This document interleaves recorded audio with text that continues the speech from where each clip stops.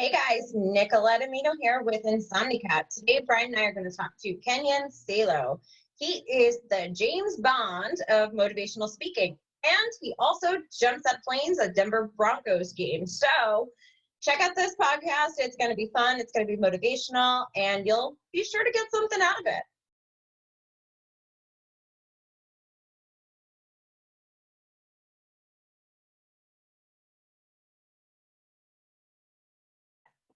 Hi guys, Nicolette here with Insomnicat. Today, Bryan and I are talking to Kenyon Salo. He is the James Bond of motivational speaking. That is so cool.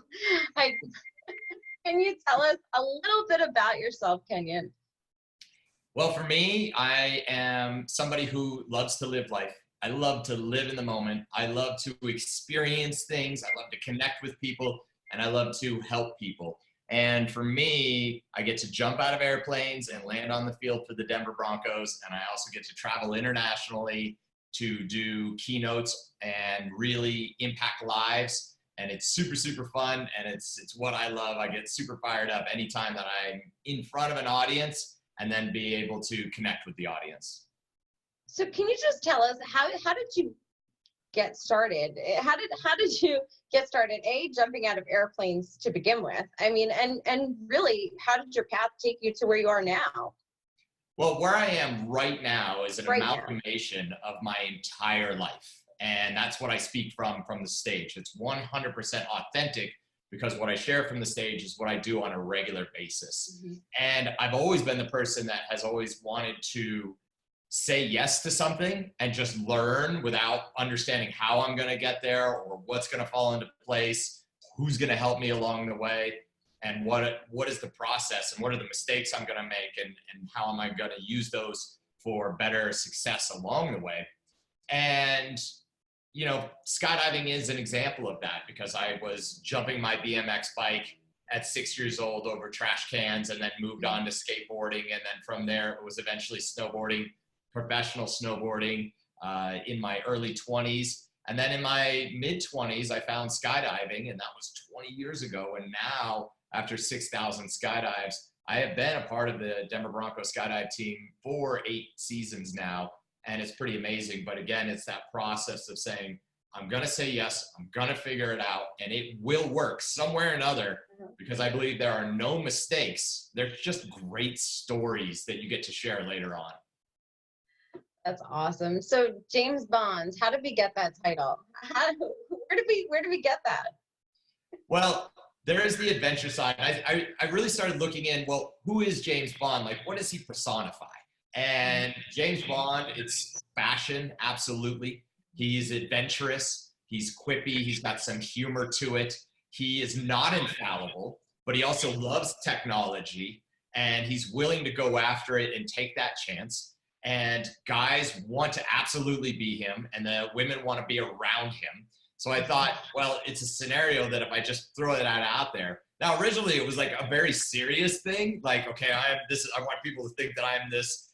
But every time I play that in my intro video, before I walk onto stage, and there's this voice of God that says, and the James Bond of speaking, everybody laughs. So it's actually great because it's the first laugh of many that audiences have when I bring them through my keynote journey.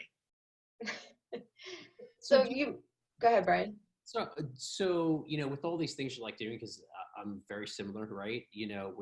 Do you actually believe with jumping out of planes, with that actually gives you the ability to not worry about, I guess, like failing? Do you know what I mean? Like, it gives you that, because I'm a Brazilian Jiu-Jitsu black belt, right? I'm fighting other people, and you go, whatever. These other things aren't that bad. They're not going to be that hard. Like, how does that play into your mindset? Some of the sort of adventurous things you're doing play into your mindset in the other parts of your life or your motivational speaking? Well, within skydiving, and I do a lot of base jumping and scuba diving and things like that, the things that we always prepare for, anybody that does these types of sports, is worst case scenarios. And then the absolute worst case scenario, which is death. And so when I look at that and say, it is possible. Now, I don't want to. I have zero desire. I have a busy schedule. If you see my calendar, I got stuff to do. The thing is that I realize that it's important for me to understand that that's the possibility.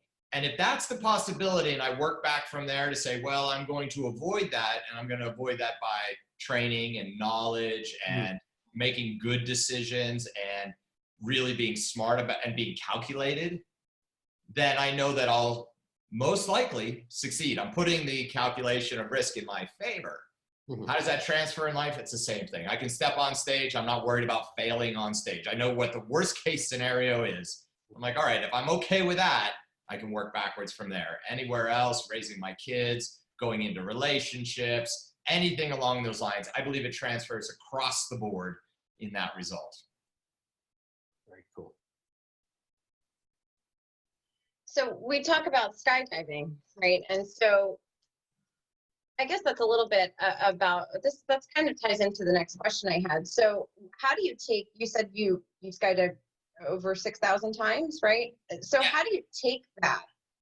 How do you transfer that into a life lesson? And I guess you kind of summed that up, but is there something else that, like that jumping out of a plane, skydiving, how does that translate into, lessons in your life? And across the board, it really comes down to, and skydiving, we'll take bucket list items, and skydiving is on a lot of people's bucket list. Not everybody, but it's on a lot. And generally it's like the top one, like if I could do that.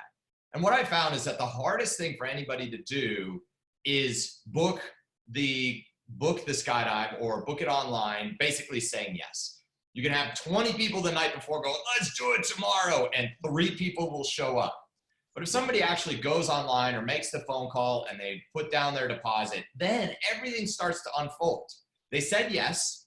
They don't know the how, they don't know all the stuff, but it unfolds along the way. And I've seen people go through the process, and even through the process of watching them arrive there, then gearing up, then being on an airplane, then the door opens, and then being in the door, because a lot of my skydives I've been filming tandems, or I've taken tandems so I understand their psychological process.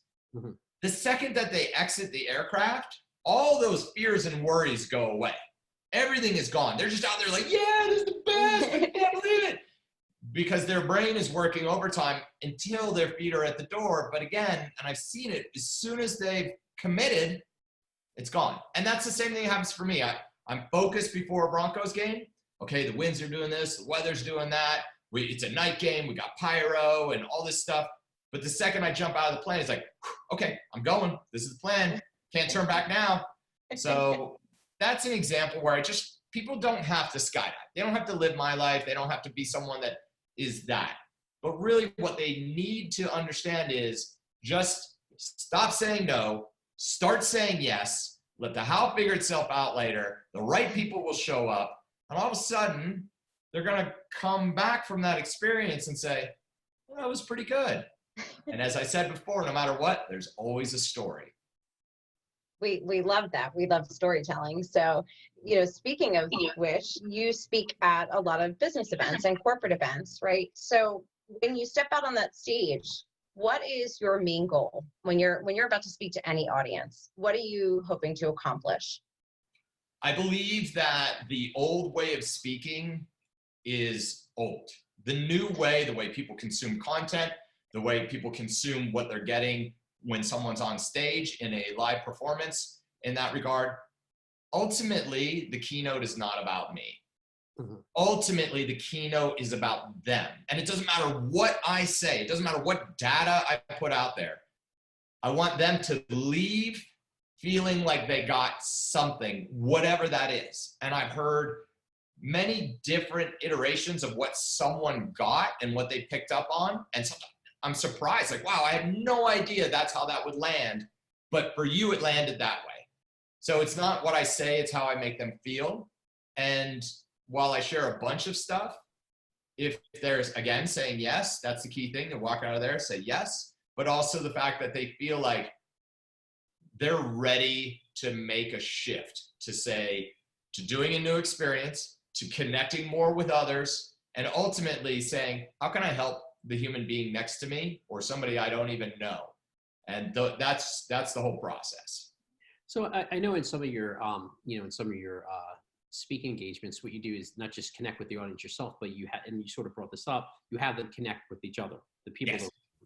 So how does that also play into fact to make more engagement in the speaking, while that event's going on, so it's not just interacting with you, you're giving them the opportunity. Do they have a tendency to gain more from that because now they're interacting with other people, not just, the keynote, like you said, like presenting data?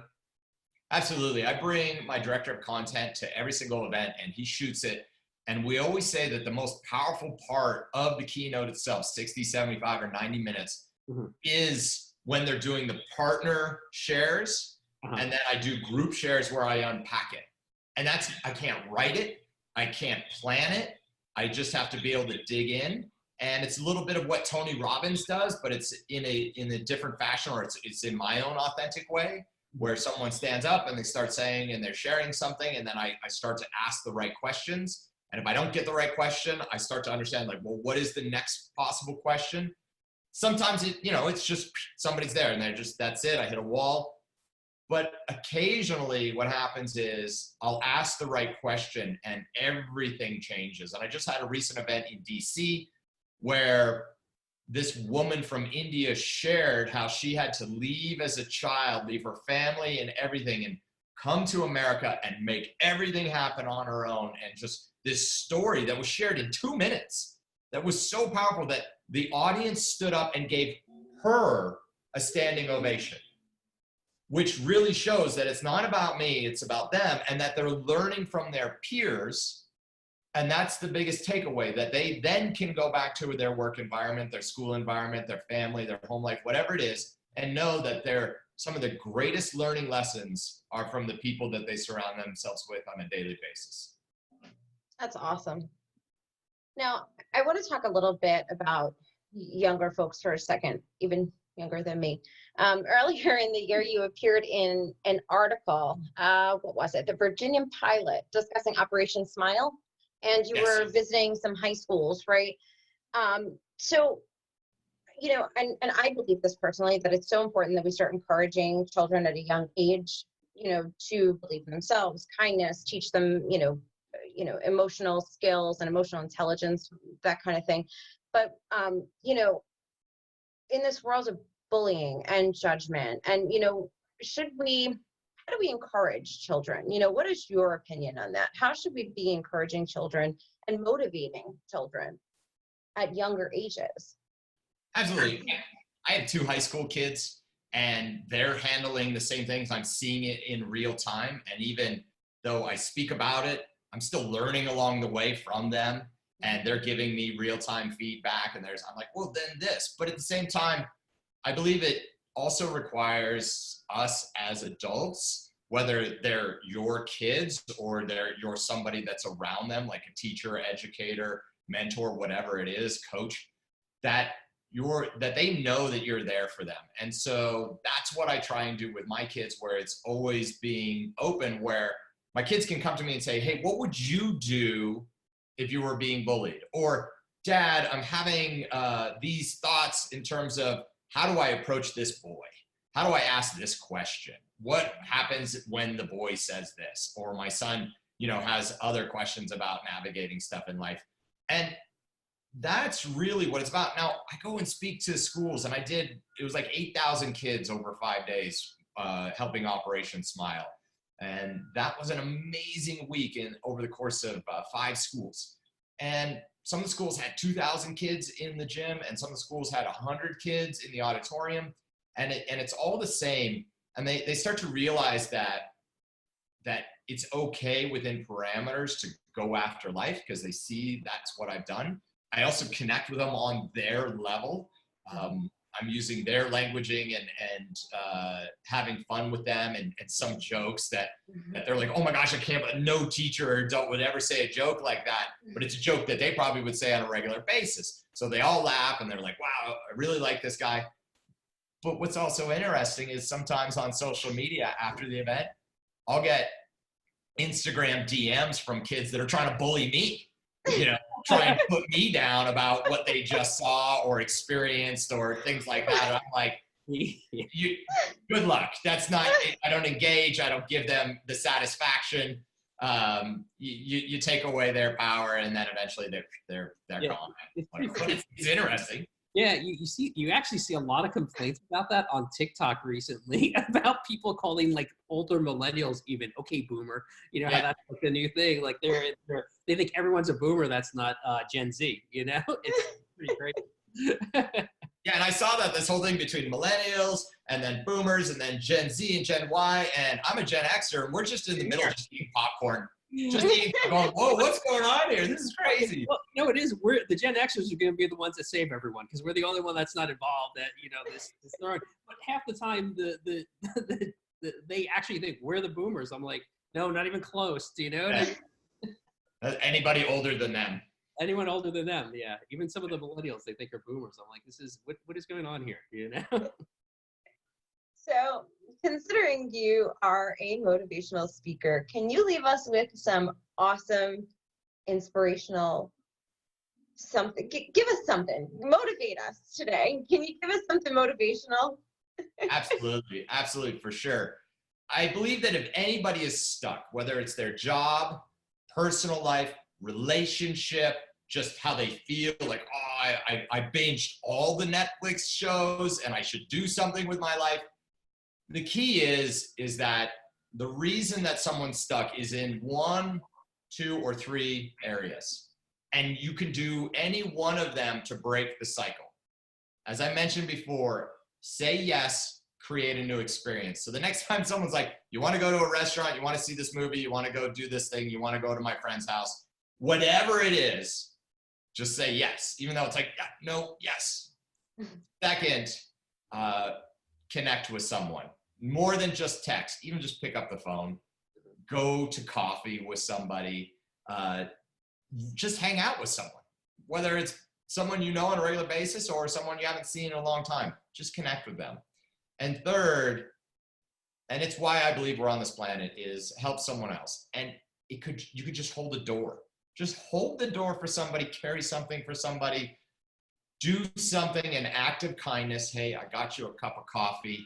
And whatever it is where there's an act of kindness that happens, then the game changes. And if you repeat those 3 things, just keep doing those, I believe it's impossible to be unhappy. I think it's only happiness all the time. That's awesome. That's awesome. Bryan, is there anything else you wanted to add? No, that's just it's a great way to look at life. Thank you for sharing that with us.